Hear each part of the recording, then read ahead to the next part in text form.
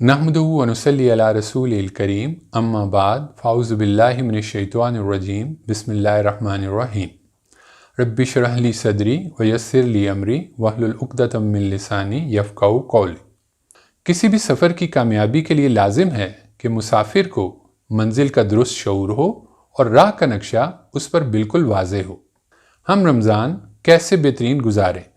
اس سے پہلے یہ جاننا ضروری ہے کہ ہم رمضان کیوں بہترین گزاریں، اور اس کے لیے لازم ہے کہ ہم اللہ تعالیٰ کے انسانوں کے بارے میں کریشن پلان یعنی تخلیقی منصوبے کو بہت اچھی طرح سے سمجھ لیں۔ انبیاء علیہ السلام نے ہمیں یہ بتایا کہ اللہ تعالیٰ نے ایک لافانی عیش کی دنیا بنانے کا فیصلہ کیا جس کا نام جنت رکھا، جہاں کے رہنے والے سدا نوجوان، سدا صحت مند اور سدا خوش رہیں گے۔ دکھ اور تکلیف کی وہاں موجودگی تو کیا، اس کا ذکر تک نہ ہوگا۔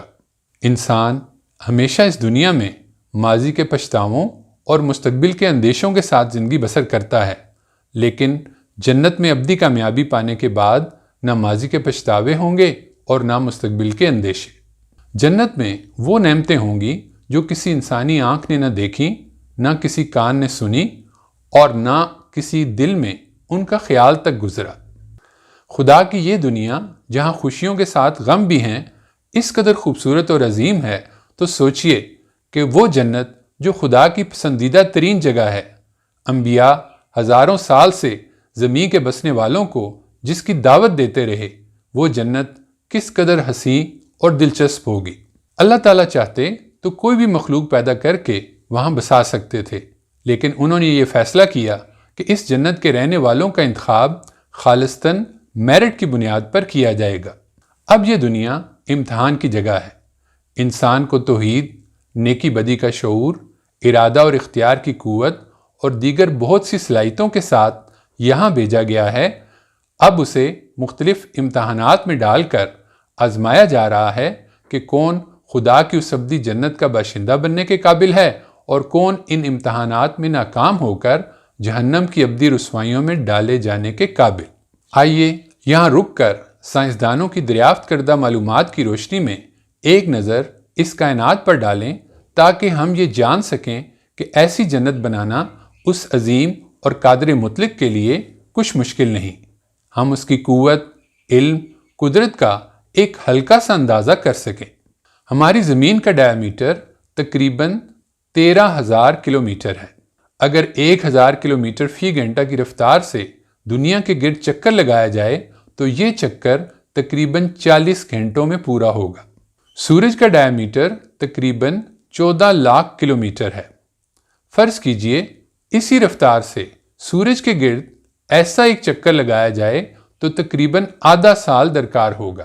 کائنات میں اب تک دریافت شدہ سب سے بڑے ستارے کا ڈائیمیٹر سورج سے 1700 گنا زیادہ تقریباً 2 ارب 38 کروڑ کلومیٹر ہے۔ اس کے گرد ایسے چکر کے لیے اس رفتار سے تقریباً 850 سال درکار ہوں گے۔ سورج تقریباً 4.5 ارب سال سے روشن ہے۔ زمین سے تقریباً 3.25 لاکھ گنا وزنی ہے۔ 60 کروڑ ٹن ہائیڈروجن گیس اس میں فی سیکنڈ استعمال ہوتی ہے۔ اس کی حرارت ابھی مزید 5 ارب سال کے لیے کافی ہے۔ زمین سورج کے گرد 1,08,000 کلومیٹر فی گھنٹہ کی رفتار سے ایک سال میں تقریباً 94 کروڑ کلومیٹر کا فاصلہ طے کرتی ہے۔ زمین سے سورج کا فاصلہ 15 کروڑ کلومیٹر ہے، جبکہ نیپچون کا سورج سے فاصلہ 4.5 ارب کلومیٹر ہے۔ کائنات کے اب تک دریافت شدہ روشن ترین اجسام کوئزار کہلاتے ہیں۔ اب تک دریافت شدہ سب سے روشن ایک کوئزار کی روشنی 4 لاکھ ارب سورجوں کے برابر ہے۔ ہمارا نظام شمسی جس کے اکشاں میں ہے اسے ملکی وے کہا جاتا ہے۔ اس کے اکشاں میں تقریباً 4 کھرب ستارے ہیں اور اس کا وزن تقریباً 15 کھرب سورجوں کے برابر ہے۔ یہ کہکشاں اتنی وسیع ہے کہ اس کے ایک سرے سے دوسرے سرے تک کا فاصلہ طے کرنے کے لیے اگر روشنی کی رفتار یعنی 3 لاکھ کلومیٹر فی سیکنڈ یا تقریباً 1 ارب کلومیٹر فی گھنٹہ کی رفتار سے مسلسل سفر کیا جائے تو اسے پار کرنے میں 1.5 سے 2 لاکھ سال لگیں گے۔ ہماری قریب ترین کہکشاں اینڈرومیڈا گلیکسی M31 ہے۔ زمین سے روشنی کی رفتار سے سفر کرنے پر اس تک پہنچنے میں 25 لاکھ سال لگیں گے۔ 1920 تک سمجھا جاتا تھا کہ صرف ہماری کہکشاں ہی واحد کہکشاں ہے۔ 2016 کے اندازے کے مطابق اب تک دریافت شدہ کائنات میں 20 کھرب کہکشائیں ہیں اور ہر کہکشاں میں کھربوں ستارے ہیں۔ کہکشائیں کیا سب سے بڑی چیزیں ہیں؟ جی نہیں، کہکشائیں مل کر کلسٹر بناتی ہیں۔ ایک کلسٹر میں سینکڑوں سے لے کر ہزاروں کہکشائیں ہو سکتی ہیں۔ پھر کلسٹر مل کر سپر کلسٹر بناتے ہیں۔ ہماری کہکشاں جس سپر کلسٹر میں ہے اس کا نام لوکل سپر کلسٹر ہے۔ یہ تقریباً 1 لاکھ کہکشاؤں پر مشتمل ہے۔ اس کا وزن 1 لاکھ کھرب سورجوں کے برابر ہے۔ اس سپر کلسٹر کے ایک سرے سے دوسرے سرے تک روشنی کی رفتار یعنی تقریباً 1 ارب کلومیٹر فی گھنٹہ سے سفر کیا جائے تو 52 کروڑ سال لگیں گے۔ ابھی تک دکھائی دینے والی کائنات میں تقریباً 10 لاکھ سپر کلسٹر ہیں۔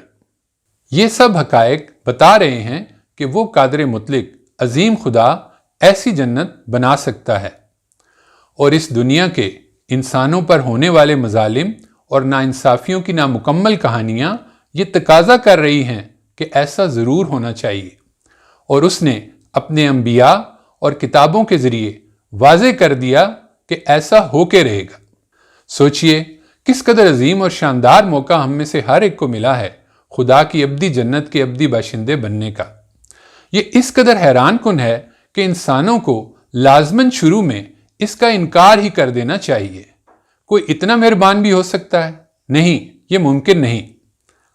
لیکن ہماری گزارش ہے کہ آپ روزانہ کچھ وقت اپنے وجود، اپنے ارد گرد پھیلی ہوئی کائنات اور خدا کی آخری مستند ترین کتاب قرآن کو دینا اور ان تینوں پر غور و فکر کرنا شروع کر دیں۔ یہ تینوں اس سب کے حق ہونے کی گواہی دیں گی۔ کس قدر عظیم اور شاندار موقع ہمیں ملا ہے، اور ہمارے پاس ہے کیا؟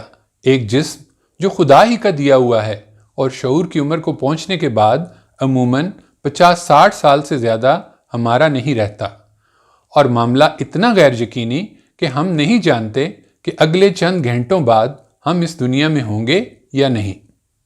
یہ خدا کی ابدی جنت کیسے حاصل ہوگی؟ اس کے یوں تو بے شمار جواب آپ کو اپنے ارد گرد ملیں گے، لیکن انبیاء کے ذریعے اور پھر آخری نبی حضرت محمد صلی اللہ علیہ وآلہ وسلم کے ذریعے بھیجی گئی آخری آسمانی کتاب قرآن مجید میں اللہ تعالیٰ نے یہ واضح اعلان فرما دیا کہ جنت کی ابدی کامیابی کے لیے ایک کام کرنا ہوگا، اپنا تزکیہ۔ سورہ شمس کی آیت 9 اور 10 میں ارشاد باری تعالیٰ ہے، فلاح پا گیا وہ جس نے نفس کا تزکیہ کیا، اور نامراد ہوا وہ جس نے اسے آلودہ کر ڈالا۔ تزکیہ کیا ہے؟ خدائی تعلیم کی روشنی میں خدا اور انسانوں سے درست تعلق، یعنی آخرت کی کامیابی کے لیے قرآن کا مطلوب انسان بننا ہوگا، خدا کو اپنی سب سے پہلی ترجیح بنانا ہوگا۔ جیسے آپ صلی اللہ علیہ وآلہ وسلم حدیث کے مطابق چلتا پھرتا قرآن تھے، ایسے ہی قرآن کی روشنی میں ہمیں اپنی سیرت کی تعمیر کرنا ہوگی، اپنی شخصیت کے کانٹوں کو چن چن کر نکالنا ہوگا، اپنے ظاہر و باطن کو پاکیزہ اور خوبصورت بنانا ہوگا۔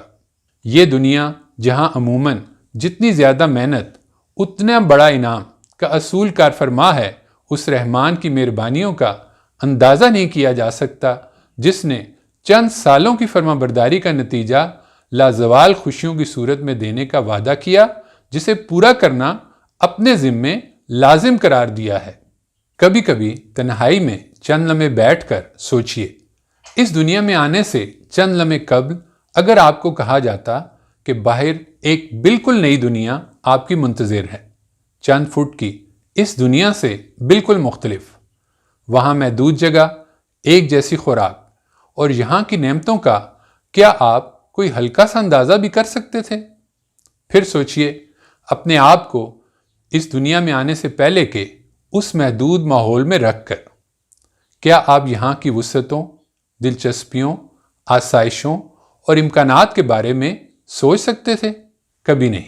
اپنے خوبصورت اور حیرت انگیز جسم، اپنے ارد گرد بکھرے حسین مناظر کو دیکھیے، بے شمار قسم کے پھولوں، رنگ برنگی تتلیوں، مچھلیوں، خوبصورت پرندوں، جھیلوں، دریاؤں، بلند پہاڑوں، حسین وادیوں، لہلہاتے ہوئے کھیتوں، آسمان سے باتیں کرتے، ہوا سے جھومتے درختوں، کہکے لگاتے معصوم بچوں، سمندر کی لہروں، حسین صبحوں، روز ڈوبتے سورج سے تخلیق ہوتی، نت نئے روپ بدلتی حسین شاموں، شفق کے رنگوں، خوشبوؤں، بارشوں سے دھلے نکھرے مناظر، لذیذ کھانوں، خوبصورت لباس، بہترین گھر، آرام دہ سواریوں، آسائشوں کی اس عظیم دنیا کا کیا کوئی ہلکا سا تصور بھی اس دنیا میں آنے سے پہلے، چند لمحے پہلے تک کیا جا سکتا تھا؟ نہیں، ہرگز نہیں۔ قرآن کا پیغام یہ ہے کہ اب تم زمین کے پیٹ میں ایک بار پھر ڈالے جاؤ گے اور ایک نئی دنیا میں تمہاری آنکھ کھلے گی۔ جیسے ماں کے ہاتھ سے تم نے اس دنیا میں آنکھ کھولی تو پچھلی دنیا اور اس دنیا میں کوئی نسبت ہی نہ تھی، ایسے ہی اس نئی دنیا اور اس دنیا میں کوئی نسبت نہ ہوگی۔ تمہارے اندازوں کے تمام پیمانے عاجز رہ جائیں گے، تم اس کا ہلکا سا اندازہ بھی یہاں رہ کر نہیں کر سکتے۔ قرآن اس دنیا سے ملتی جلتی جنت کی جن نعمتوں کا ہمیں تعارف کراتا ہے انہیں ابتدائی میزبانی کہتا ہے۔ جنت کی آنے والی نعمتوں کا ہم ایسے ہی یہاں تصور نہیں کر سکتے جیسے کہ ماں کے ہاں ایک بچہ، حتیٰ کہ ہزاروں سال پہلے کا کوئی انسان آج کی دنیا کا کسی طور تصور نہیں کر سکتا تھا۔ انسان اس سب کا انکار کر کے در حقیقت اپنی اس عاجزی کا اعتراف کرتا ہے کہ وہ اس قدر عظیم، اس قدر مہربان ہستی کا تصور تک نہیں کر سکتا۔ اس کی مہربانیوں کا کیا کہنا جس نے ہمیں بحیثیت انسان وجود بخشا، بغیر کسی حق کے لذتوں اور خوبصورتیوں کی یہ عظیم دنیا تخلیق کی۔ معاملہ یہیں تک رہتا تو بھی کیا کہنے، اس نے اس حقیر بے مایہ انسان کو ہمیشہ کی لازوال زندگی، ابدی عیش بری زندگی حاصل کرنے کا موقع دینے کا فیصلہ کیا۔ اس نے اگر یہ راز اپنے انبیاء اور اپنی کتابوں کے ذریعے ظاہر نہ کر دیا ہوتا تو کوئی مان نہ سکتا کہ کوئی اس قدر مہربان بھی ہو سکتا ہے۔ آخرت کے امکانات کی ایک جھلک اور دیکھیے۔ زمین اس معلوم کائنات میں اب تک واحد جگہ ہے جہاں زندگی اپنی پوری آب و تاب سے موجود ہے۔ سائنسدانوں کے اندازوں کے مطابق یہاں زندگی کی تقریباً 87 لاکھ مختلف اقسام اس وقت موجود ہیں۔ جدید ترین کمپیوٹر اور دیگر سہولیات کے باوجود اگر ان موجودہ اقسام کی درجہ بندی اور ریکارڈ مرتب کیا جائے تو سائنسدانوں کے بقول انہیں کم از کم 1000 سال مزید چاہیے۔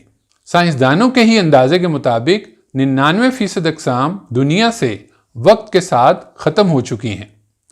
اگر وہ بھی باقی رہتی تو اب کائنات کے مقابلے میں اس حقیر، بے حد حقیر سیارے پر زندگی کی تقریباً 1 ارب اقسام ہوتی۔ سورج میں 13 لاکھ زمینیں سما سکتی ہیں۔ اب تک دریافت شدہ کائنات میں ایسے بے شمار ستارے ہیں جن میں کھرب ہا کھرب زمینیں سما سکتی ہیں، اور زمین کے مقابلے میں مخلوقات کتنی ہو سکتی ہیں ہم سوچ بھی نہیں سکتے۔ دبئی کے تپتے صحرا کو انسان نے اپنے رب کی دی ہوئی ذہانت کو استعمال کر کے تعمیر کا عجوبہ بنا ڈالا۔ ایسا آسائشوں سے بھرا شہر اس صحرا میں تعمیر کر ڈالا جہاں چند دہائیاں پہلے کوئی آنے کا سوچ بھی نہ سکتا تھا۔ آج وہ ایسی آسائشوں بھری دنیا ہے کہ دنیا بھر سے اس کی سیاحت کے لیے آنے والوں کی تعداد سالانہ کروڑوں تک جا پہنچتی ہے، اور وہاں مستقل رہنا بہت سے لوگوں کا خواب ہے۔ یہ محدود صلاحیتوں اور محدود وسائل کے ساتھ اس محدود دنیا میں انسان کی تعمیر کردہ جنت کی ایک جھلک ہے۔ سوچئے، جب انسان کو لامحدود دنیایں، لامحدود وسائل اور لامحدود تخلیقی صلاحیتوں کے ساتھ دی جائیں گی تو وہ اپنے رب کے فضل سے عیش و سرور کے کیسے کیسے عجائبات تخلیق کرے گا، اور نت نئی تخلیقات کی موجودگی میں بوریت کا کیا سوال۔ خدا کی ابدی جنت اور اس جنت میں خدا کا ابدی ساتھ، یہ ہے انسان کی اصل منزل، اور اس تک پہنچنے کا ایک ہی راستہ ہے، اپنا تزکیہ۔ اگلے لیکچر میں ہم انشاءاللہ دیکھیں گے کہ تزکیہ ہے کیا اور روزہ کیسے تزکیہ کے اس عمل میں ہماری مدد کرتا ہے۔ اللہ تعالی ہمیں دین سمجھنے اور اس پر عمل کرنے کی توفیق عطا فرمائے، آمین۔